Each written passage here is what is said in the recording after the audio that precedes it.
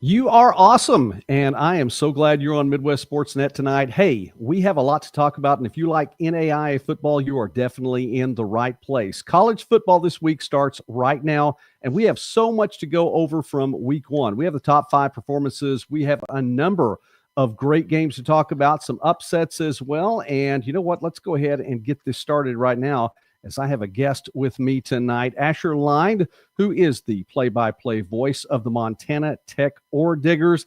Asher, obviously, it was a big week for you all. Not only a big-time matchup to open the season in week one, but the Diggers came away with a pretty big win in the Copper game, no less. So your take on the game as a whole?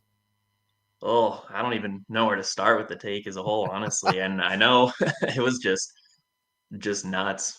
Like from opening kickoff literally to the end was just electric. And I do an interview with Kyle Sampson, the head coach, every week, and that was one of my questions. Is how big is the Copper game going to be? Because they beat number 3 Georgetown last year. They were in a really Yep. close game with Carroll the year before. So the first game has just been punched like a heavyweight showdown to start the year, and this year was no different. And I knew they were going to be successful because you could tell when I talked with Samson that he thought the team was going to be successful too. But I didn't think you were going to get 200 yards of special teams from Torgerson and literally starting the game off by blowing the roof off the building. And I could hear it. So our skybox is like right above like the middle of the field, like kind of right at midfield. And you could hear end to end. It was just electric once he got past midfield. You knew it was going to be a good night after that. So I think they did a really good job overall to start the season. And I shouldn't be surprised, honestly, because that's how Coach Sampson has them. They're just super prepared all the time.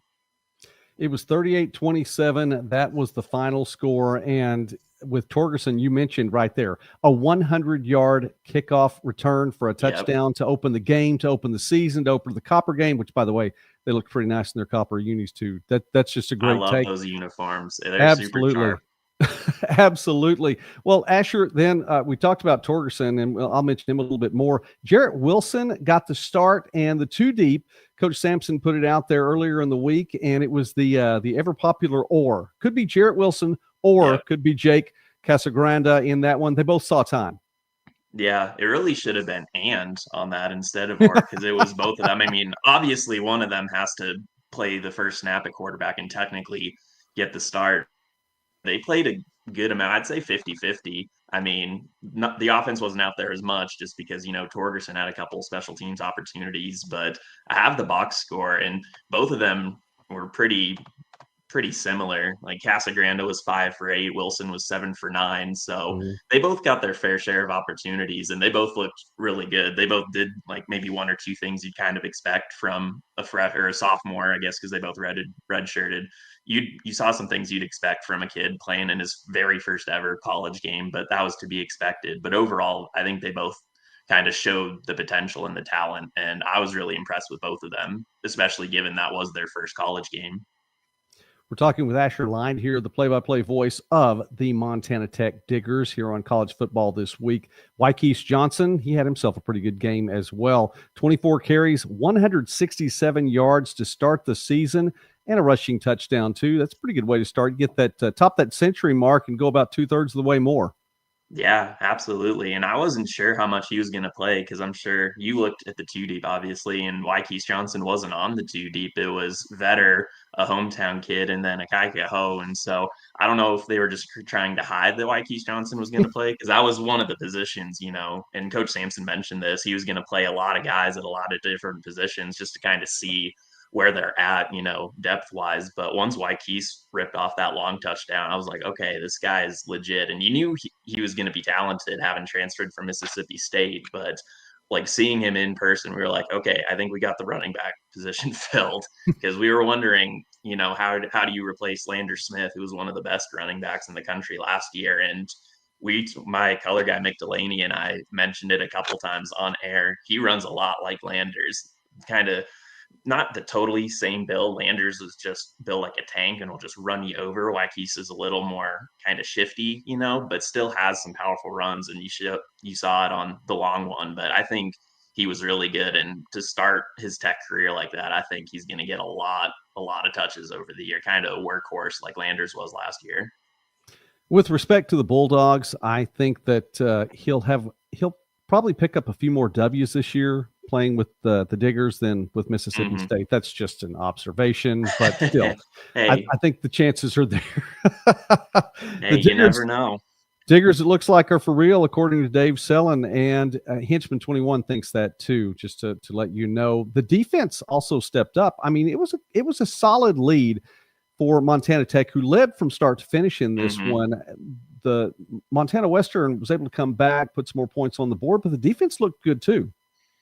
Yeah, I would agree with you. And last year was kind of the year where they really needed to take it up a notch because they brought in Montel Allen, the defensive coordinator. So this is his second season now.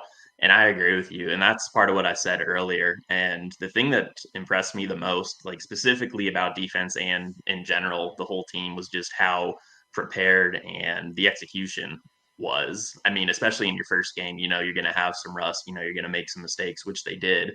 But overall, like I don't think you could play much of a better game. Like you had a personal foul, which should happen. Emotions get the best of you sometimes, and then a pass interference down the stretch, which led to a touchdown. But overall, they were lights out. The front four is back this year, and that was a really big key because Western's offensive line was 4/5 new. They only had one returning full-time starter from last year, and our defensive front got after them like early and often. Palandri was scrambling, and to Palandri's credit, he's one of the best scramblers out there and just one of the best quarterbacks to give credit where credit's due. So he definitely had to earn his keep, but there was a lot of pressure from the front four. And I think teams are going to see a lot of that. Like they got a quick first step left to right, front to back. And I think they're going to be really good again this year on defense.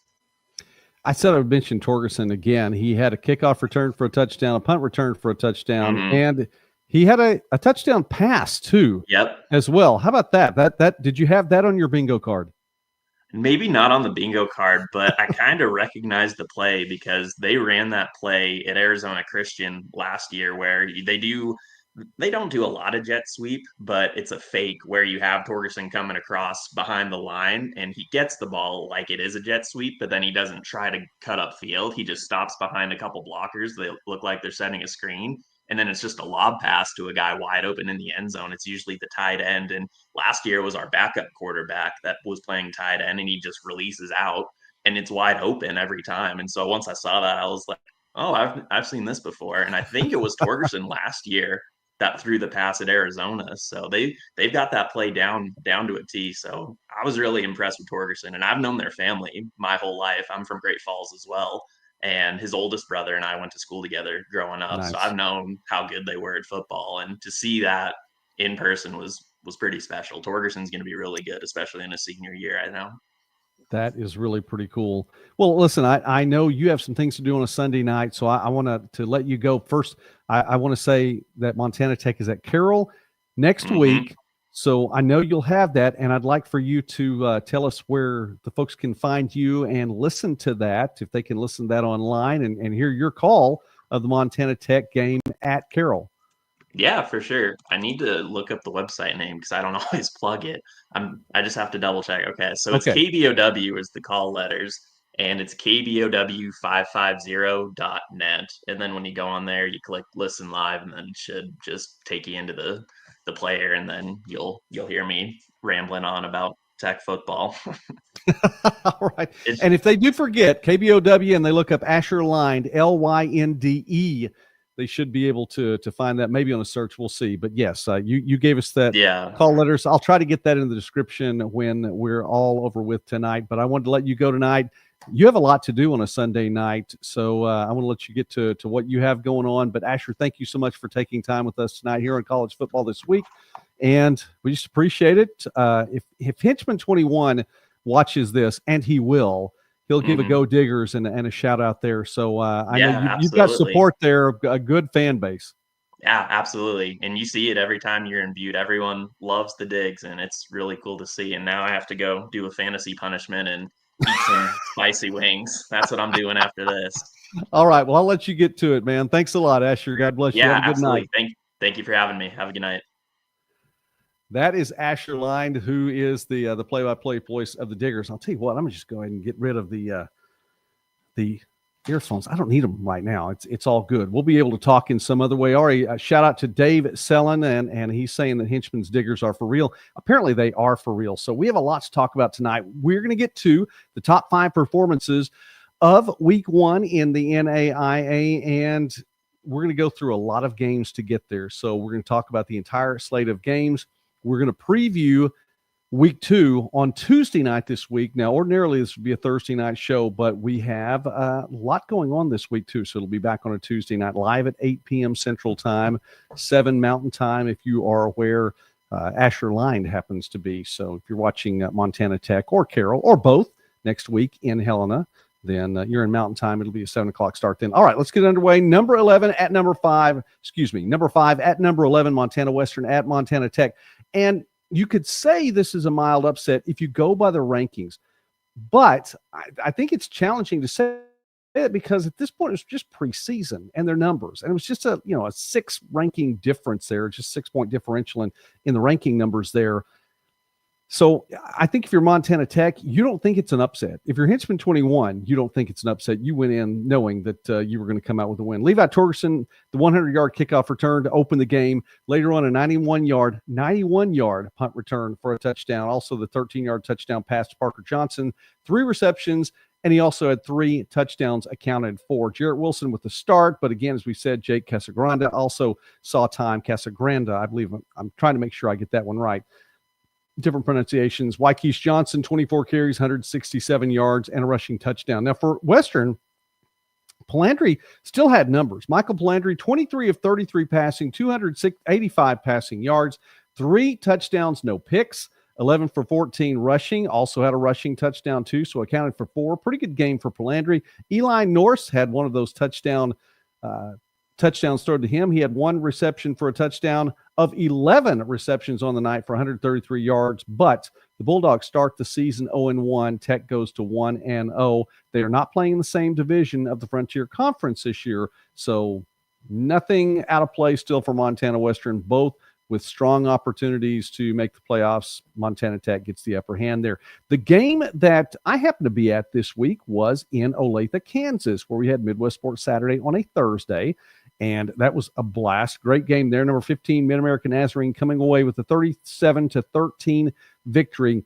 And I would say then that there were a number of really good games, and there were a number of season openers.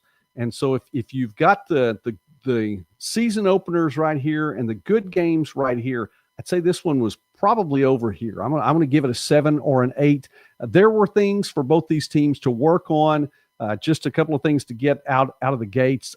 Combined 5 interceptions between the two teams, and actually more than that. That didn't count because there was a penalty that took an interception or 2 away. 3 fumbles, so 8 turnovers on the night.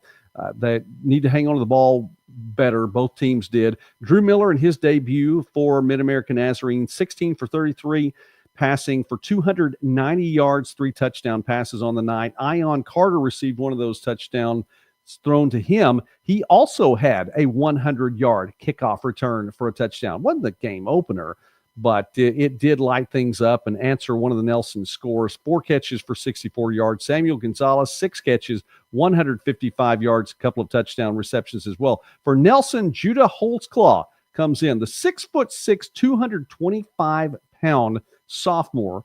He's transferred in from Kilgore Junior College and elsewhere. And it also stayed for a season at Division I Youngstown State, too, from Ohio. That was way back in 2021.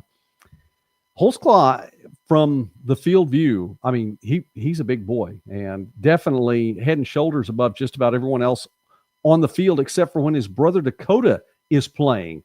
And he's 6'7", 250. And also, he's been around for a little while as well. We're going to be down in Waxahachie, not this Saturday, but next Saturday. And so hopefully we'll be able to tell you a little bit more about what the Holtzclaw brothers bring to the table for the Nelson Lions.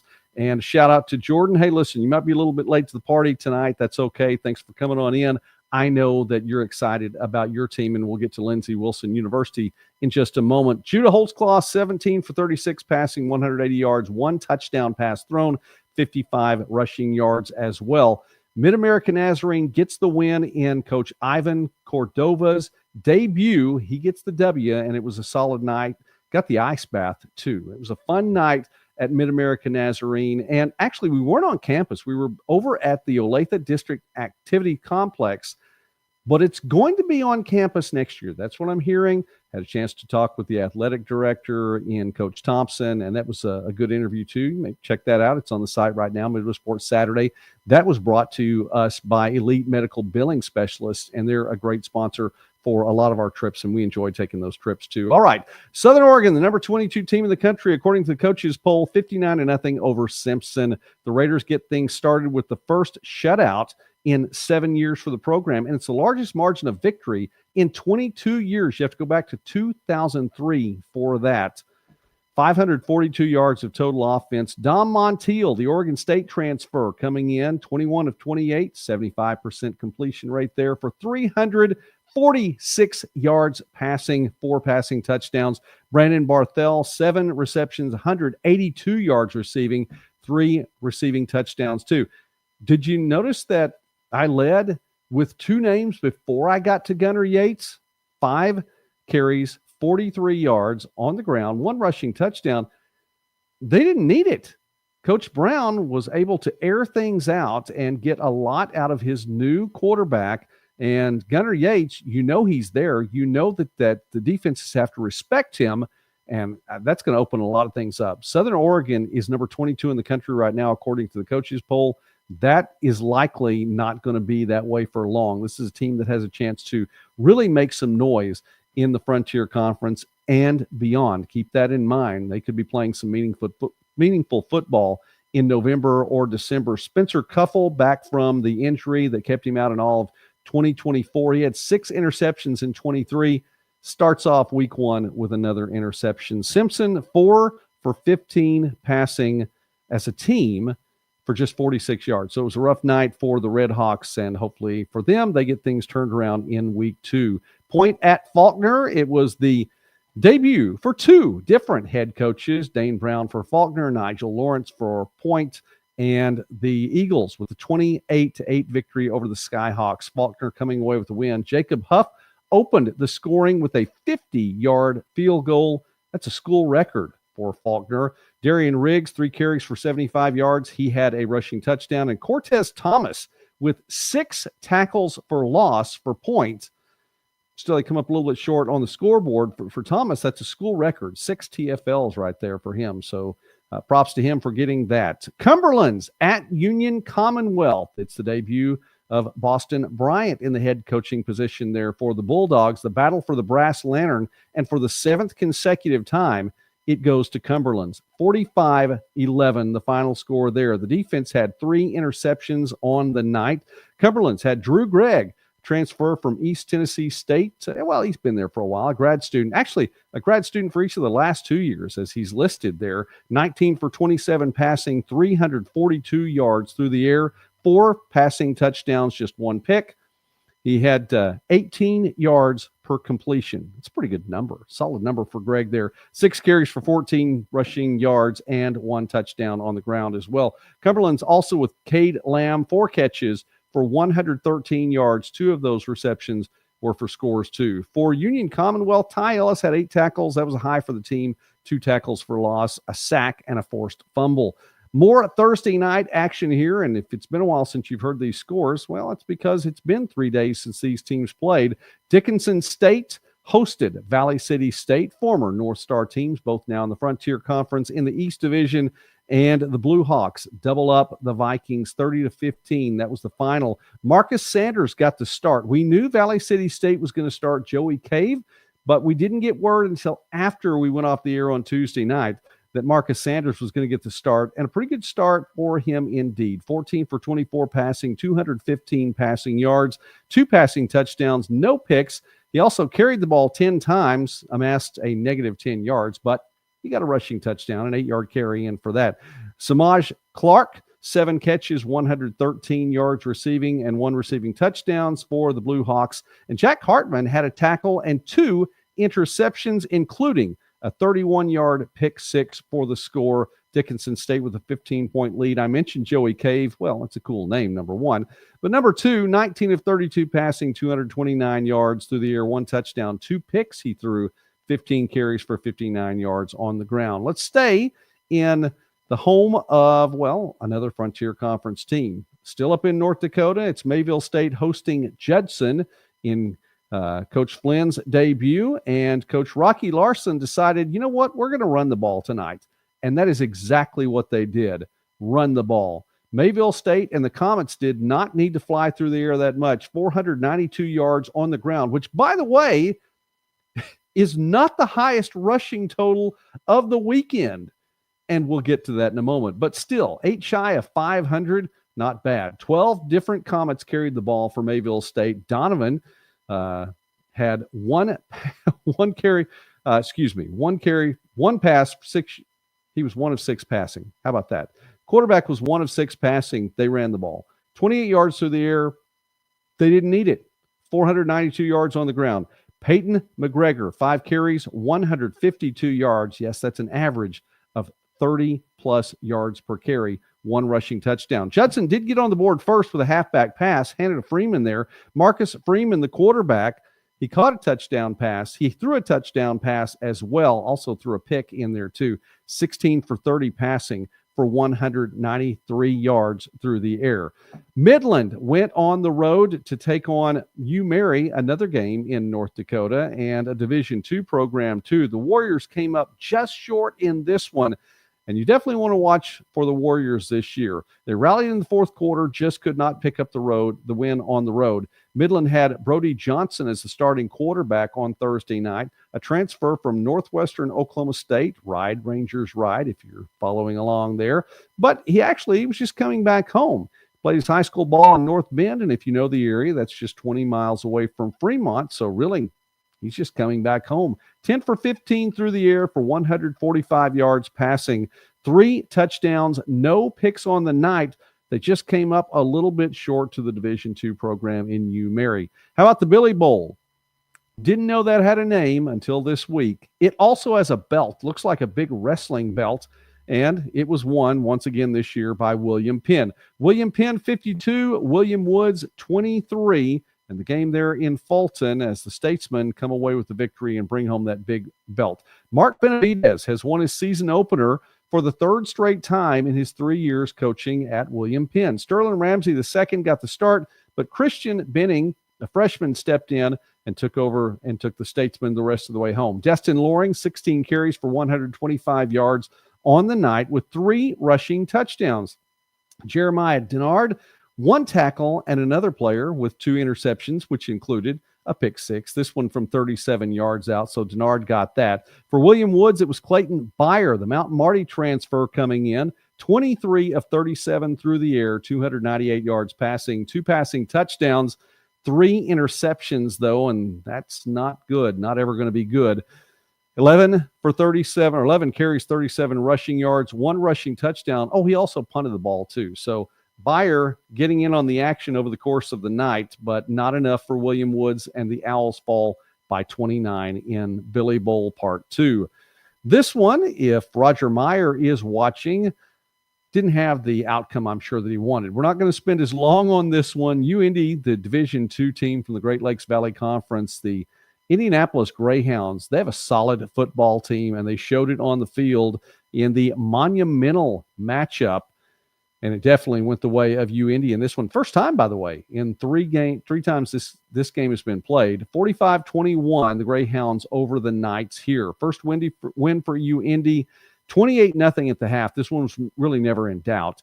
31-0 in the third quarter before Marion put points on the board. Keegan LaBelle with 18 carries for 49 yards, had 1 rushing touchdown. One more here that involved a non-NAIA team on Thursday night.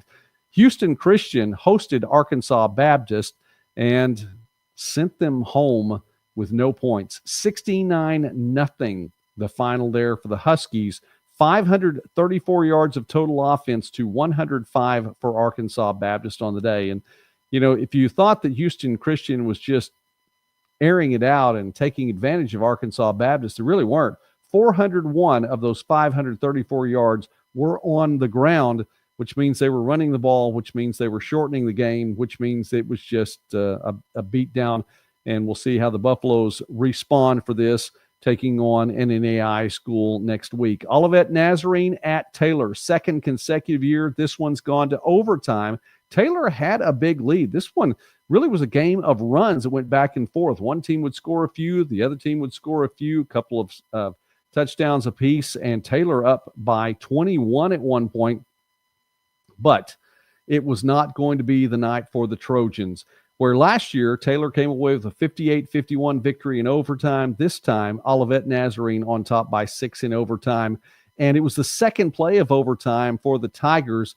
Christian Dew Reed to Ray Coffey from 25 yards out for the score. And then Jalen Perkins had the interception on Taylor in a Damon Hockett pass there. And so that shut things down. Olivet Nazarene wins this one. Dew Reed, 19 for 29 passing, 322 passing yards, 3 passing touchdowns, and 1 interception on the night. Had 3 carries for negative yards, but he still got a rushing touchdown as well. He started the last 2 games for the Tigers in 2024, and for Coach Avant Mitchell, it looks like he may have found his starting quarterback for 2025. Gets the win in this one. For Taylor, Jack Darcy had 2 catches for 78 yards, and each of those was for a touchdown. Second touchdown tied the game late, but not enough. And then the one that I'm sure Jordan Roberts wants me to talk about, how about Lindsey Wilson with this one you would have to say is an upset. The number 10 team in the country. We saw 2 top 10 teams, according to the coaches poll, go down on Thursday night. Number 11 defeated number 5. Lindsey Wilson outside the top 25 with a blowout victory, getting a little bit of vengeance for what the Rams did to the Blue Raiders in Texas. Well, this one was in Kentucky, 45-10 the final. Lindsey Wilson University held Texas Wesleyan to just 221 yards of total offense on the night, 192 through the air, and just 29 on the ground. Now, this was a huge part of the Texas Wesleyan game last year with Ernest Caesar. We knew that Coach Sherrod was going to have to find someone really to fill that spot, which, by the way, there were some receivers that he was going to have to find that spot too for Carson Rogers.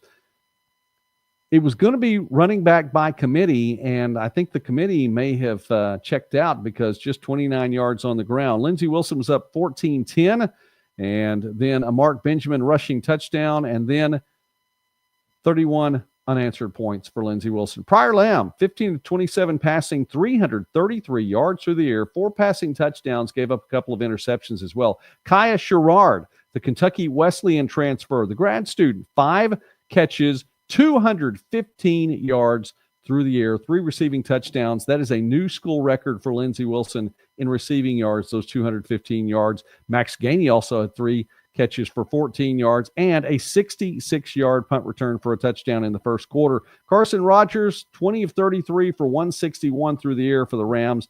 No touchdowns. Didn't throw a pick either.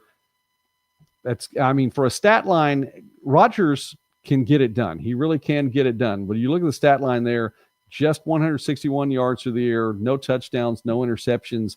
It's kind of a meh stat line. So Lindsey Wilson obviously coming away with a big victory there. Those are Thursday night games. We are nearly at the half-hour mark, so let me say really quickly, hey, listen, if you haven't already and you're watching us live, let us know in the chat that you're here and who you're supporting, what team you cheer for. I know who Dave cheers for. I know who Jordan cheers for. Let us know who you cheer for, and maybe from where you are watching tonight. You're watching Midwest Sportsnet's YouTube channel, and I want to encourage you, please take the time to subscribe to the channel. You actually can join and be a member of the channel and support it as well, but subscription, that's all free, and it helps us grow. We have goals for the channel here, and we actually have some pretty big goals for the remainder of 2025, not only goals numerically, but we have some things that we want to do, and we're excited about what's ahead. 2026 is going to be even bigger. So I just encourage you, please take the time to subscribe to the channel. Now's a really good time to do that.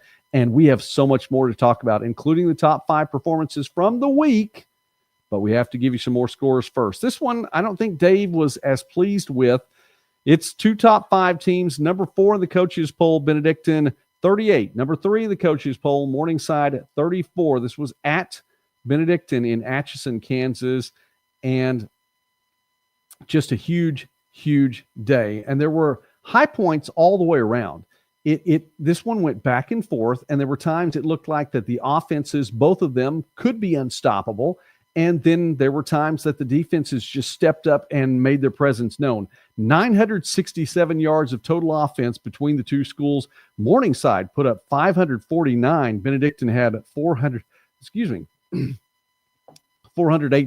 By the way, have you ever had that yawn that wants to come out? And before we went on the air, I've had that yawn that wants to come out but won't quite do it. And that's where we are right now. It's still trying to come out. So anyway, shout out then to Leo from Sydney, Nebraska, supporting the Benedictine Ravens. Well, you did the right thing in this one. Definitely, you have a lot to be excited about. Jackson Dooley with a 2-yard touchdown plunge for the score and the win with just 12 seconds left in the game. This capped off a 13-play, 78-yard drive. It was really the epitome of what it looked like over the course of the entire game. Who's going to get the ball last? Because that may be the team that wins. If they're going back and forth, Benedictine does get the ball, runs time off the clock, and goes the 78 yards that the Ravens need for the score. Dooley on the day, 20 of 37 passing for 280 yards, 3 touchdowns thrown, no interceptions, had 8 carries, and had a rushing touchdown. And that was the game-winning score. Xavier Gorgie, 19 carries for 91 rushing yards and 1 touchdown for Morningside. Zach Chevalier, 26 of 40 passing, maybe not the completion percentage he wanted, did get 356 yards through the air, 3 touchdowns thrown, but also 2 interceptions on the day, and those proved to be big. Max Huff with 18 carries, crossed the century mark, 104 yards on the ground, 3 catches as well for 70 yards. Didn't get a rushing touchdown, did get a receiving touchdown, as did Drew Sellen. He had 2 of those on the day, 7 catches to lead the way for the Mustangs for 124 yards receiving. Ultimately, though, it was Benedictine with the 4-point lead. And you go back in this down series, it's becoming something that's incredibly cool. 3-point win for Morningside, 3-point win for Benedictine last year, and then a 4-point win for Benedictine. And actually, if you say, hey, listen, Morningside, make that extra point, it might have been a 3-point win again. It's fallacy of logic, because who knows what's going to happen if it's a 3-point game or a 4-point game near the end. However, I mean, you're talking about 10 points margin in 3 games between these two teams, and it is just an incredible series. It's an out-of-conference series. It needs to keep going. So find a name for the trophy, as was mentioned on Discord. If you're following along with NAIA F-Ball's Corey Thorpe and the things that he has going out there in social media, yes, this series needs a traveling trophy name, and you need to keep doing it. So Coach Ryan, Coach Osborne, shout out to you guys for getting it done, and just keep it going. All right, Kaiser makes a trip to Indiana, goes up to Indiana Wesleyan, and comes away with another victory. For those who may be doubting the Seahawks, I don't think you need to doubt them right now. Kaiser led 24-10 at the half, 31-17 after 3. Indiana Wesleyan came back to tie at 31-all, but Jaden Miller answered with a 70-yard touchdown run for the game winner with just less than 4 minutes remaining in the contest. Shea Spencer, 28 of 41 passing for 265 yards, 1 touchdown, but the Wildcats on defense nicked him up with a couple of interceptions as well. But Jaden Miller with the absolute game of the day for Kaiser anyway, 19 carries, 140 rushing yards, 4 rushing touchdowns, including the game winner, 2 catches for 13 receiving yards too. It was his first start as the Seahawks featured back. He also tied a school record with those 4 rushing touchdowns. And let's drop a couple names here. How about Marquise Burgess? How about Jaden Meisinger? Both of them had 4 rushing touchdowns for the Seahawks in the past, and Miller's right up there with them now. Eli Bertrand with 17 tackles, also a new Kaiser record. And for Indiana Wesleyan, Arjun Lothi, 19 of 42 passing, 250 passing yards, 2 touchdowns, no picks, had a rushing touchdown too. Ryan Whitwell, 25 carries, 119 rushing yards, 1 rushing touchdown. Braxton Myers led the way through the air, 5 catches, 133 yards, and 1 receiving touchdown. Georgetown doubled up U-Pike in this one. Georgetown went up 17-0 in the first quarter and never trailed. Garrick Sloonacre doing Gehrig, Sloanaker things. 15 of 27, 225 yards passing, 2 touchdowns, no interceptions. He is a leader for these Tigers. He just wins, just gets it done. Clayton Davis, 11 catches, 174 yards, 2 receiving touchdowns. For UPike, they ran 87 plays, exactly 2-to-1 passing to rushing. So if you thought it was going to be Amon Williams all the time, no. Now, he had 20 of their 29 carries, 82 yards on the ground and 1 rushing touchdown. But Xavier Malone, 39 of 58 through the air, 407 yards passing, 1 touchdown, 1 pick. He also carried the ball 8 times, too. So it was definitely Coach Phipps not afraid to throw the ball now, even with a featured back like Amon Williams. Bluefield, 31-20 over Thomas. Ethan Cash with 128 yards through the air, threw a touchdown pass, had a pick as well. For Thomas, Cecil Crawford, 17 carries. He had 1 rushing touchdown. The Rams get the win in week 1. Kentucky Christian blanks South Carolina Central Christian, and Jackson Wasick among 4 players to take snaps for the Knights. He started for Kentucky Christian, 12 of 17 through the air, 177 yards passing, 5 touchdowns, no picks on the day. Jacob Klein had 4 receptions for 57 yards and caught 2 of those touchdown passes. Reinhardt hosting Florida Memorial in the debut for Coach Jones, and unfortunately for Florida Memorial, they come up 2 touchdowns short. Reinhardt, 49-35 to win there. The Eagles were up 42-6, however, midway through the third quarter. Florida Memorial comes back, makes it close. It's still an Eagles win at home. Taylor Jackson, 15 of 24 passing, 247 yards through the air, 3 touchdowns, 2 interceptions. Jamarian Walker, 9 carries for 21 yards, 2 rushing touchdowns. Nigel Osborne for the Lions, 10 carries, broke the century mark at 103 and had 2 rushing touchdowns. Defiance opened things up for Rio Grande. It was the first meeting between these two schools because it was the first game for Rio Grande. Well, since 1949 anyway. And Defiance gets the win. First season opening win since 2009 for Defiance College. And Rio Grande scored first. Michael Moore to Chaston Walker, 37 yards, but they missed the point after, and Defiance scored the next 48 points. Jelani Warren, 11 of 17 through the air, 166 yards passing, 2 touchdowns through 2 picks as well. He also had 2 rushing touchdowns too. Total offense, Defiance, 458 yards of total offense. Rio Grande had 23, and that includes negative 50 yards rushing. So the Yellow Jackets were there on defense. Number 25, Carroll, puts 20 on the board and blanks MSU Northern. But Northern, again, held the Saints to just 20 points. Caden Hewitt, 21 of 33 passing, 256, a touchdown, a pick. He had 16 carries for 35 yards, also a rushing touchdown too. Spencer Berger, 2 of 3 field goals, 2 of 2 extra points.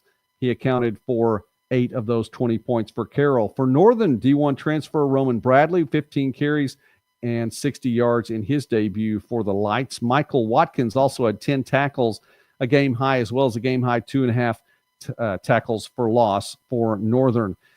We go to the Frontier. We stay with the Frontier at College of Idaho, and in Caldwell, it was the Yotes 21 and Eastern Oregon 17. Eastern Oregon was up 14-0 after the first quarter and up 17-7 at the half, but held to 59 rushing yards for the game. College of Idaho comes back and wins it. Caden Young, as we knew, would get the start, 17 for 32 passing, 210 passing yards, 2 passing touchdowns and a pick. Also had 9 carries for 80 yards and a rushing touchdown. Torrey Watkins, 3 receptions for 89 yards and a receiving touchdown. Elia Kirisimasi, 19 for 31 passing for 209 yards and threw 1 touchdown. Also had 16 carries and a rushing touchdown too. Kyler Creswick with 7 receptions for 99 yards and receiving touchdowns. The Eastern Oregon Mountaineers come up just a bit short. The Yotes with, again, a 21-17 come from behind win in week 1. Traveling trophy, Chamber of Commerce traveling trophy is going to go to Mitchell, South Dakota, and it comes back from Madison after Dakota Wesleyan holds on for a 16-14 win. Dakota State missing an 18-yard field goal attempt with 37 seconds left. That would have been enough, but Dakota Wesleyan hangs on. Now, Dakota State outgained Dakota Wesleyan 337-64. The Tigers had -2 yards rushing for the game. For Dakota Wesleyan, though, the winners in this one, Stephen Christian, a 95-yard kickoff return for a touchdown to open the game. Stephen Cardrude, 41-yard game-winning field goal, what proved to be the game-winning field goal with 8 minutes and 41 seconds left. For Dakota State, Rayshawn Eaton, 8 for 18 passing, 168 yards, 1 touchdown through 2 picks. He also had 18 carries for 75 yards and a touchdown run, too. Briar Cliff, the Chargers get a season-opening win, and they do this at home. They'll be at home again next week, too. It's the battle for the saddle as it's Briar Cliff and Morningside in that one. We'll talk about that a little bit more on Tuesday. Briar Cliff, 35. St. Ambrose, the Fighting Bees, get just 23. Brock Saya back for Briar Cliff, 21 of 25. How about that?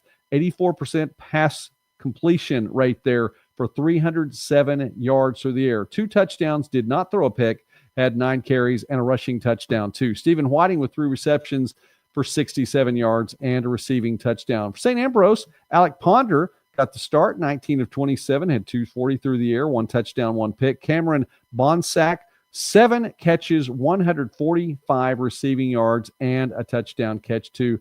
And Colin Gudelia, 16 tackles, one of those, or 1.5 tackles for loss. 16 tackles on the night. And that's not even the high number. Hastings, by the way, with a win over Doane.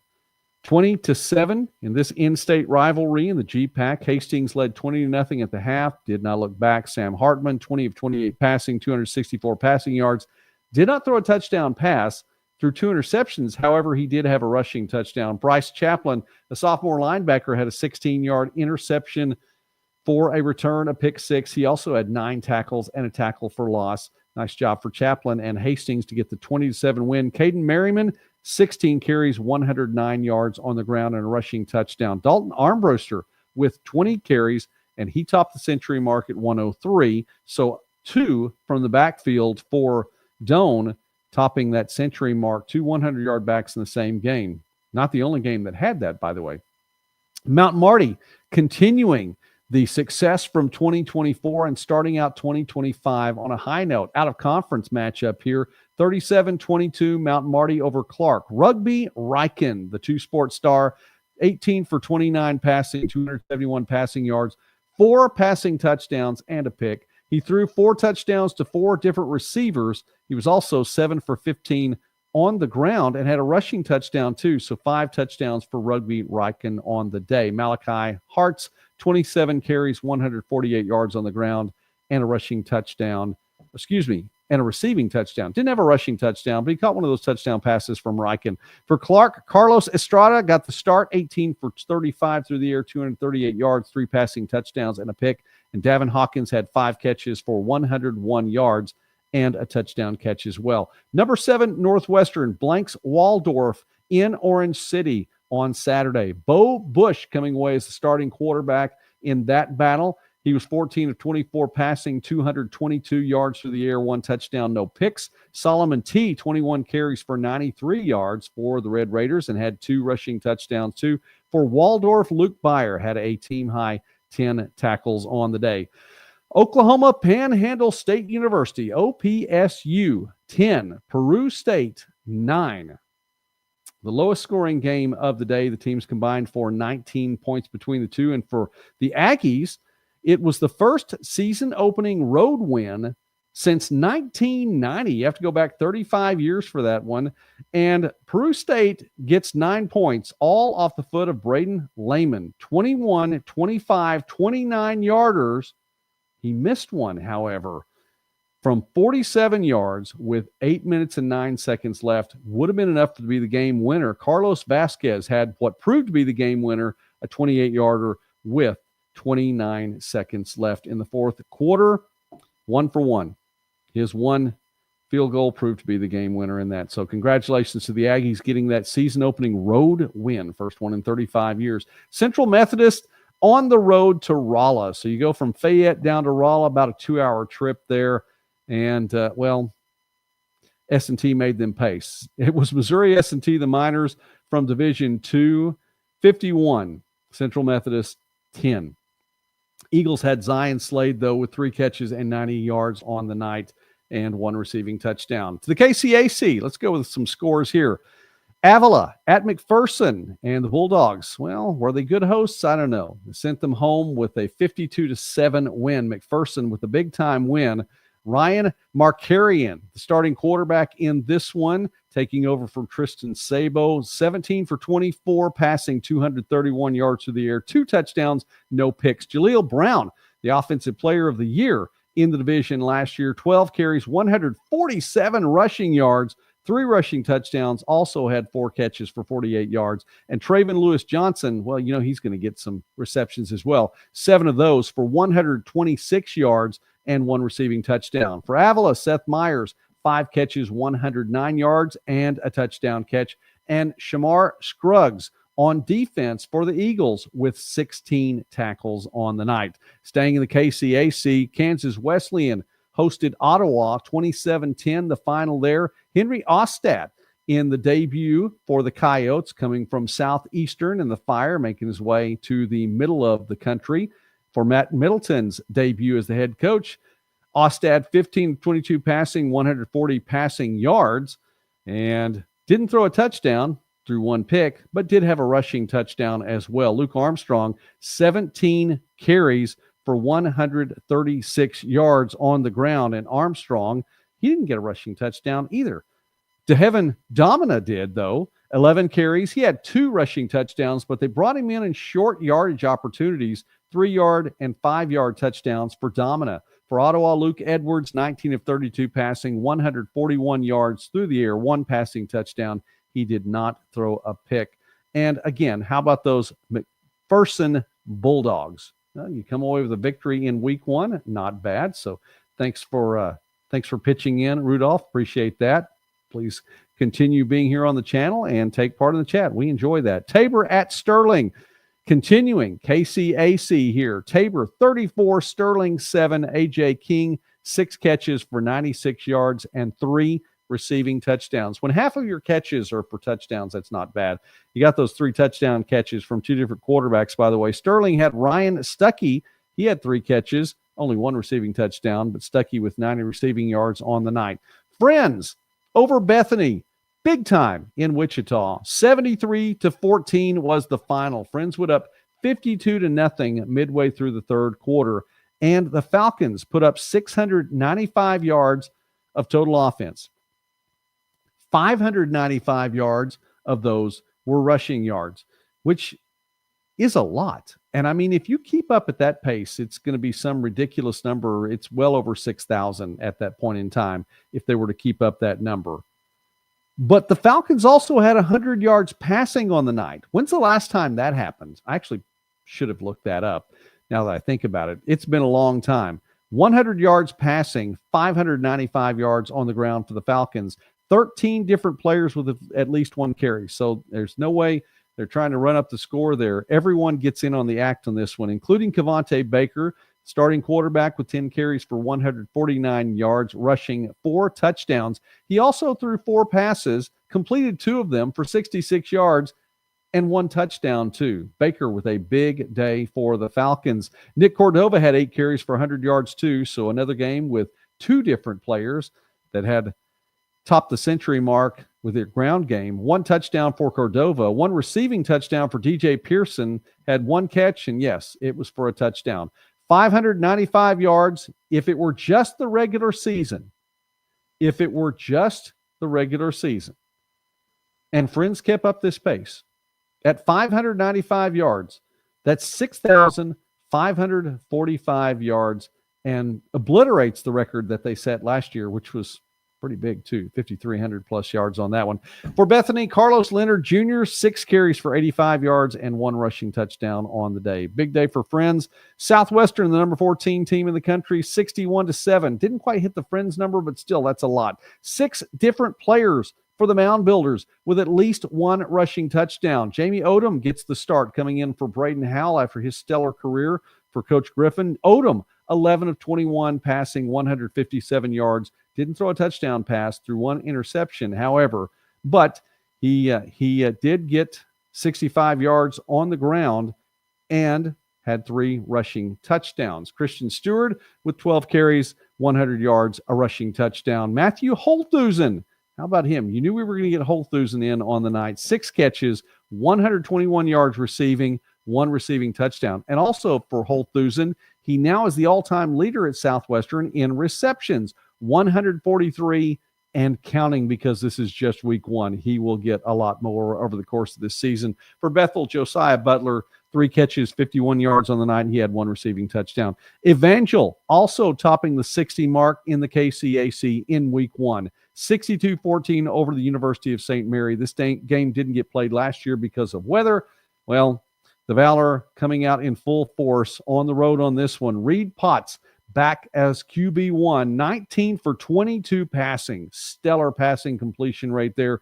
331 yards through the air, 4 passing touchdowns, no picks, 4 carries for 20 yards, and a rushing touchdown too. How about that? Eric Williams, 18 carries, 133 yards on the ground, 1 rushing touchdown. He had 3 receptions for 82 yards, and of those 3 receptions, 2 of them were for touchdowns. For St. Mary, Cameron Smith, 11 carries, 151 yards on the ground. Nice night for him. He had 1 rushing touchdown. And Deontay Nobles had 11 tackles for the Spires as well. That is a team high. Big game here at St. Francis. 2 top 25 teams in the coaches poll. Number 20, Campbellsville on the road at St. Francis of Indiana. 31-28 was the final in this one. The Tigers come away with a victory over the Cougars. Jagger Gillis out for injury. Jet Engel, and you knew it may or may not be a temporary thing there because he was listed on the website as the week 1 starter. So he comes in to give Gillis a little bit of a break. But if you've heard the name Jet Engel before and you think maybe you have heard that name, you probably have. We've mentioned it here on the channel. He was the starting quarterback for Kentucky Christian last year. So he moves from the Appalachian to the Mid-South. And Engel setting some passing records for Coach Jason Aubrey over at Kentucky Christian. Well, takes care of business in his opener here at Campbellsville for Coach Russell. 20 of 41 passing, 253 yards through the air, 2 touchdowns thrown, 2 interceptions thrown as well. Trey Bass, 16 carries for 75 yards, 1 rushing touchdown, had a couple of receptions too, and a receiving touchdown. Joshua Kolka, 37 of 52 passing. And for Coach Sherman, not afraid to air out the ball in week 1. 389 yards through the air for Kolka, 2 passing touchdowns, 1 interception thrown. Adam Smith hauled in 173 of those passing yards in 10 catches. Ultimately, it's Campbellsville coming away with a 31-28 victory. Tennessee Tech, D1 all over Cumberland, 65-0. Again, it's not Georgia Tech, but still Tennessee Tech. Tennessee Tech outgained Cumberland 570-104. For Cumberland, the Phoenix had Cannon Johnson with 7 tackles. 1 of those was a sack. He also forced a fumble. Cumberland moving on to week 2. Langston on the road at a Division I opponent too. And it was definitely a time to listen to the bands in this one. They both have fantastic bands. On the field, though, it was Grambling 55, Langston 7. Grambling outgained Langston 466-97. And that was rough. So, anyway, solid night for Grambling. For Langston, Dylan Robleski with 9 catches for 104 yards through the air. He had 1 receiving touchdown. That was the Lions' only score on the night. Culver Stockton blanks Texas College in this one. Texas College with a big-time season last year. Start off on a note they really didn't want to here. Jeremiah Bell for the Steelers had 7 tackles and 1 pick. But for Culver Stockton, Thornton, 12 for 18 through the air, 127 yards passing, 1 touchdown, 1 pick. McNeese State, another Division I NAIA matchup, and as you might imagine, 54-9. Now, don't think that's going to be the way it ends up in all Division I NAIA matchups. Just wait. 54-9 there. Louisiana Christian had Phillip Jones 6 for 15 for 65 passing. He had 8 carries as well. Bryce Perkins, 2 carries for -4 yards, but had a rushing touchdown. The only touchdown on the board. It was an 8-yard touchdown. So rough night for Louisiana Christian. Again, they'll get ready for week 2. Southeastern at Fort Lauderdale. No surprise there. The Fire scored on all 7 trips into the red zone on the night. Curtis Kimmons had 15 carries for 84 yards and 2 rushing touchdowns. Number 17, Southeastern, is now 1-0. And finally, There was a lightning delay in this one, but the Division I NAIA matchup took place out on the East Coast, and this one went to Weber International, 31-21. Coach Potocny's team comes away with the victory. The Warriors get the win. Stetson outgained Weber International, 403-190. Outgained Weber International, 282-72 on the ground. And it was still a Warriors victory. Caden Morrell picked up a 34-yard fumble recovery, the scoop and score, made it 10-7 in the second quarter. And then Anthony Fuller, when the game was getting close, a 21-yard interception, the pick six, 10-10 remains, and Weber International went up 31-21 in that one. They come away with the victory, and that's your final score. And I went back and watched because I wondered if I'd actually picked the win in this one, and I did come up short of picking the win. Actually said, I'm not going to pick the win for Weber International, but I think you need to watch out for Coach Potocny's team. And definitely the folks at Stetson did not listen to college football this week. That's all I'm saying. So let's go to the top five. You've made it this long in the program. We're closing in on the hour mark. What were our top five performances on the week? And let's go ahead right now and bring up the graphic. We've gone through all the games, and let's talk about the top five from this week. Montana Tech's Levi Torgerson, again, opened the game with a 100-yard kickoff return for a touchdown. Montana Tech never looked back. Later in the first quarter, he had a 91-yard punt return for a touchdown. He even had a passing touchdown. 1-for-1 through the air, 13 yards to Parker Johnson. He had 3 receptions, didn't have receiving touchdowns, but he accounted for 3 touchdowns as well. So Levi Torgerson, one of our top 5 performances. For Kaiser, we're giving 2 in this one. 1 to Jaden Miller, again getting his first start, 19 carries, 140 yards rushing, 4 rushing touchdowns, 2 catches for 13 yards, but those 4 rushing touchdowns tied a school record. Again, has his name right up there with Marquise Burgess and Jaden Meisinger, too, in his very first start for the Seahawks. And on the road, no less, in Indiana, Eli Bertrand, 17 tackles. That is a new Kaiser record there. Also had a half tackle for loss and a pass breakup, too. Big day for Bertrand.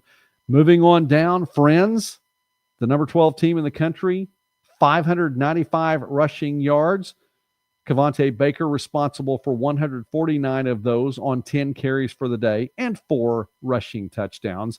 He also had 2 passes and one of them for a touchdown. 2 for 4 for 66 yards, 1 passing touchdown. So Baker accounts for 5 touchdowns on the day. How about Cumberland's with the big win over Union Commonwealth? Drew Gregg, 19 for 27 passing, 342 passing yards, 4 passing touchdowns. Had a pick too, but again, 18 yards per completion. Big, big day for him. He also had a rushing touchdown as Gregg accounts for 5 touchdowns on the night. And finally, 2 more here. Evangel and the Valor with the big win over St. Mary. Reed Potts, 19 for 22 passing. In and of itself, that's solid. 331 passing yards, 4 passing touchdowns, no picks, 4 carries for 20 yards, and 1 rushing touchdowns as Potts accounts for 5 touchdowns on the day. But wait, he wasn't alone. Williams accounted for 3 touchdowns as well. Just 1 on the ground for the star running back, 18 carries, 133 rushing yards, but he also had 3 receptions for 82 yards, 215 all-purpose yards on the day, and 2 touchdown catches. That is week 1 in the NAIA, and what a fantastic week it was. I hope that the team that you cheered for came away with a victory, but if not, it's just week 1. So we'll be back with a lot more. Listen, as we wrap things up tonight, let me remind you that our preview show for week 2 of the NAIA 2025 football season will be on Tuesday night this week. We're going to have 2 Midwest Sports Saturday shows this week. That's only the 3rd time we've ever done this, and it's the first time it's going to be a Thursday-Saturday combo. We'll be at Durant in Paul Laird Field for the Southeastern Oklahoma State University matchup with Arkansas Monticello. It's a Division II matchup, and we cover Division II. We cover NAI mainly. Those are our main two small college locations. We're actually going to go outside that just a little bit. That's later on, but we'll be in Durant for that. And our Midwest Sports Saturday will start at 4:00 from Durant on Thursday night. So our preview show is going to be on Tuesday night. Then on Saturday, we're going to be on the road, and we're actually going to be at volleyball competition for that. But don't worry, if you're watching and you want to hear about college football, we're going to talk about college football as well. It's a Saturday in the fall, so of course we're there. We'll be on the campus of Oklahoma City University as Texas Wesleyan comes to town for a volleyball matchup there. Listen, if you are watching us live and you watched us through to the end, shout out to you, because I really appreciate you. To all the folks who've stepped into the chat, Dave and Jordan and Leo and Rudolph, thank you very much for being a part of the chat.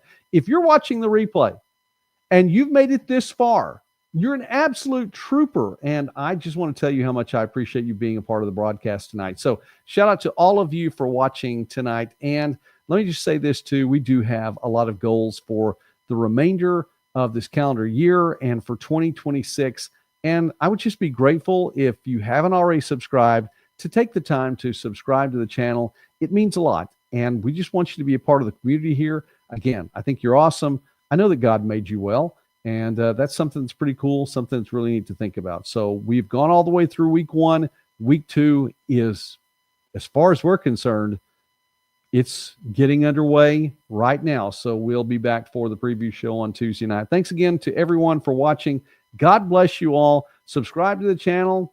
Become a member if you'd like to. That's always cool. And I will see you very soon. Our next live broadcast, 9 o'clock Eastern, 8 o'clock Central, 7 o'clock Mountain. And if there are some folks watching us in the Pacific at 6 o'clock, that is on Tuesday night. God bless you all. Have a great night.